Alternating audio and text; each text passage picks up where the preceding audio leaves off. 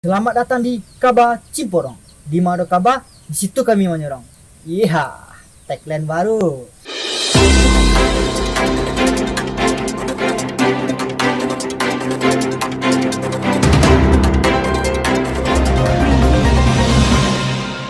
Berita kini kok sana, awak baru dapat info dari ete awak. Kabar-kabarnya ada yang mencigut orang mandi di sinan. Langsung saja lah sambung si Rapi. Biko kabur lu orang kok. Terima kasih kepada Dede.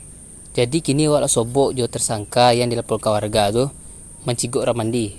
Lah awak tanya kini langsung. Bang, saya namanya bang. Nama awak Michael Dagil Dalson lah. Bako mencigut orang mandi bang.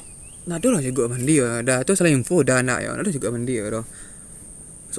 Jadi kebenarannya bak kini bang. Sebenarnya kan awak yang suruh dah mak awak apa balik ke Samba dah. Tu nampak dah awak ada ikan cupang dalam tabanek dah.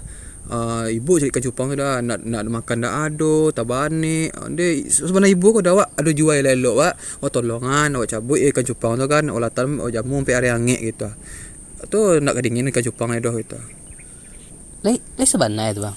Iyo dah nak bangarah ke awak dah. Tujuan nombor itu kan ingin buat konten dah. Kan ada lebih kurang macam elok bang lah kau je. Ikan cupang senang tabanek tolongan aja. Tu masuk bisa viral dah. Jadi mau orang yang punya ikan cupang tu. Sebelah dah yang macam merah dah. Kami nak. Cewek tu. Iyo. Petang kami tu mah. Itu wan juga dah.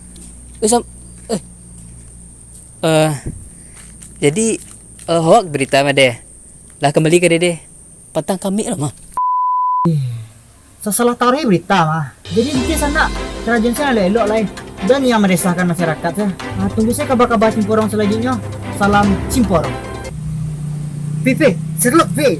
Tunggu ya dia. Serlok.